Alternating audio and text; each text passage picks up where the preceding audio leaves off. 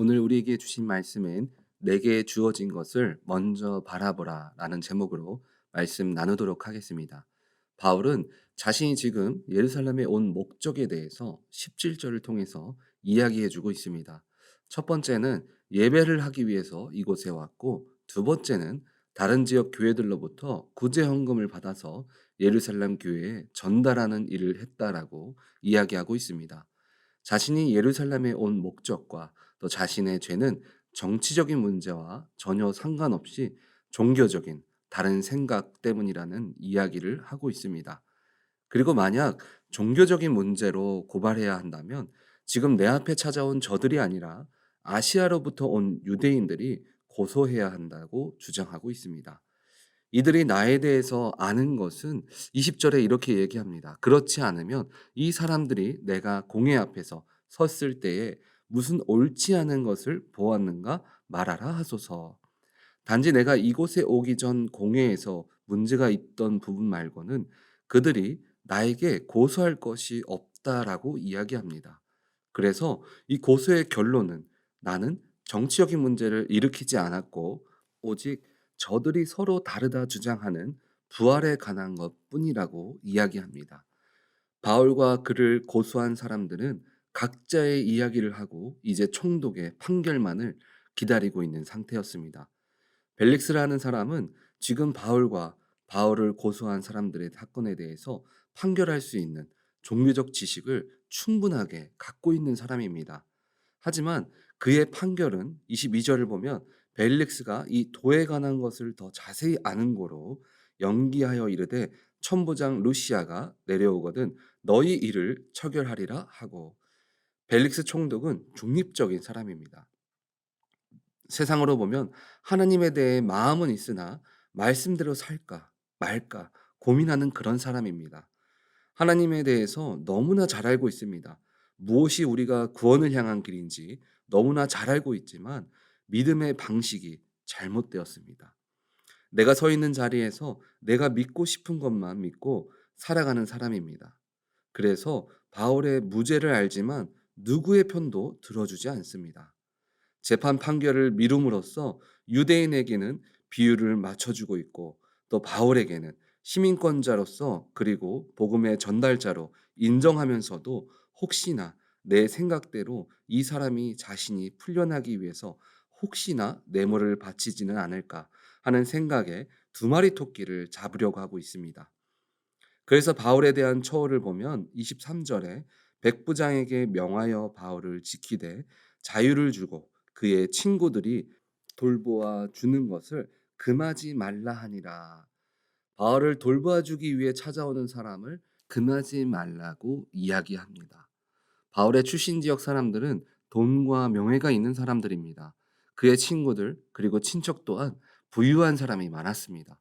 그래서 바울을 돕기 위해 혹시 누가 돈을 들고 오지 않을까 세상적 생각을 갖고 바울에게 기대하고 있습니다. 배려하는 것 같지만 사실 바울에게 돈을 얻기 위한 행동이었습니다. 이 벨릭스 총독의 아내는 유대인입니다. 그래서 이 사람이 어느 정도 신앙에 대해서 알고 있다는 것을 우리는 추측할 수 있습니다. 그래서 두 부부는 바울과의 만남을 가지면서 주옥 같은 설교를 듣습니다. 그 내용이 25절 말씀입니다. 바울이 의와 절제와 장차 오는 심판을 강론하니 벨릭스가 두려워하여 대답하되 지금은 가라 내가 틈이 있으면 너를 부르리라 하고, 바울을 통한 배움 중에서 벨릭스는 하나님의 심판의 날을 기억하여 깨끗한 삶을 살아야 한다는 말에 자신이 지었던 수많은 죄악을 느끼지 않을 수가 없었습니다. 벨릭스에게는 바울을 만난 것이 회개의 기회였습니다. 하지만 그는 돌아서기보다 자신이 믿는 신념을 따라 나아갔습니다. 그 신념은 바로 돈과 권력이었습니다. 잠시 흔들렸지만 벨릭스는 그 이후로도 혹시나 돈을 받지 않을까 하여 바울을 계속해서 불렀다라고 26절에 이야기합니다. 그렇게 2년이라는 시간 동안 판결을 하지 않은 상태로 있다가 총독이 교체되었습니다. 그가 떠나면서도 바울과 유대인의 판결을 결정지을 수 있었지만 그는 그렇게 하지 않았습니다. 그 이유가 27절에 이태가 지난 후 보르기오 베스도가 벨릭스의 소임을 이어받으니 벨릭스가 유대인의 마음을 얻고자 하여 바울을 구류하여 두니라. 오늘 말씀의 벨릭스 총독의 모습을 보면 하나님을 향한 잘못된 기대를 품고 살아가는 것을 우리가 볼 수 있습니다. 그러나 하나님의 도우심과 일하심은 내가 생각하는 대로 때로는 움직이지 않을 때가 있습니다. 우리도 하나님께 기도하며 구하는 것 가운데 우리의 때와 우리의 기준을 갖고 하나님의 일하심을 추측합니다. 지금쯤 이렇게 일하시지 않을까? 지금쯤이면 내 어려운 환경이 이렇게 풀려야 하는데, 지금쯤이면 돈이 이렇게 들어와서 자금회전이 되어야 하는데, 벨릭스의 기다림은 물질과 권력에 있었습니다. 바울이라는 사람은 부자 동네에 권력 있는 집안 사람이니까 그 부자 친구들이나 가족들이 풀려나게 해달라고 많은 뇌물을 가지고 오지 않을까 하는 그 생각에 그는 2년이라는 시간을 그 목적을 갖고 바울을 만나고 하나님의 이야기를 들었습니다. 그리고 자신이 총리가 바뀌게 되어지면서도 바울을 계속 붙잡아 두면 유대인들이 나를 따르고 내가 권력을 유지하기에 더 편안할 거야 하는 마음을 가지게 되었습니다. 내 생각을 갖고 하나님의 일하심을 추측할 때 어떤 현상들이 우리에게 일어나게 될까요? 더 초조해지고 불안해지게 됩니다. 사울이 마치 전쟁을 해야 하는데 제사를 드려줘야 할 사무엘이 오지 않자 혹시나 군사들이 불안해서 떠날까 봐 초조해지기 시작했습니다. 지금 일이 풀리지 않으면 안 되는데 어떻게 하지? 하면서 내 생각에 옳은 대로 행하기 시작했습니다. 이런 상황 가운데 우리가 해야 할 것은 무엇일까요? 히브리서 6장 12절을 보면 게으르지 아니하고 믿음과 오래 참음으로 말미암아 약속들을 기업으로 받은 자들을 본받는 자 되게 하려는 것이니 우리는 믿음으로 오래 참고 기다리며 하나님께도 약속을 받은 자들의 모습을 본받는 자로 먼저 나가라고 말씀하십니다. 기업으로 받은 자들을 본받는 것이란 무엇일까요? 디모데후서 2장 15절을 보니까 너는 진리의 말씀을 옳게 분별하며 부끄러운 것이 없는 일꾼으로 인정된 자로 자신을 하나님 앞에 드리기를 힘쓰라.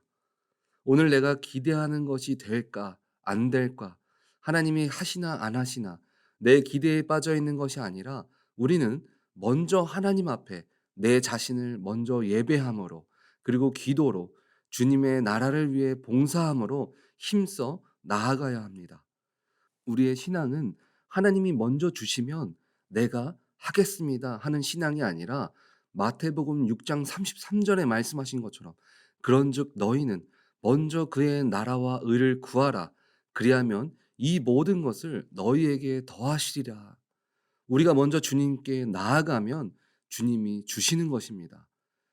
누구나 눈앞에 일어나는 현실 앞에 불안합니다. 하지만 천지를 지으신 하나님의 일하심을 전적으로 믿으시기 바랍니다. 조급함은 우리가 실수하도록 만듭니다. 우리들의 기도하는 것 가운데 내 자신이 기준되어서 지쳐가고 있지는 않으십니까? 바울은 오히려 2년이라는 시간을 통해서 하나님이 나에게 로마로 가라고 했는데 어떻게 갈 수 있는 거지? 하면서 불안해하는 것이 아니라 그 시간을 통해 하나님의 말씀하시는 것이 무엇인지를 인내하며 기다렸습니다. 그리고 자신을 찾아오는 사람들과 자신을 부르는 벨릭스에게 복음을 전하는 그런 시간을 갖게 되었습니다. 우리는 하나님이 언제 일하실까 하는 생각보다 우리가 이 시간 가운데 무엇을 할 수 있을까 믿음으로 생각하며 먼저 주님께 믿음으로 나아가는 우리 오렌지 한인교회 성도님들 다 되어지시기를 간절히 바랍니다. 아멘.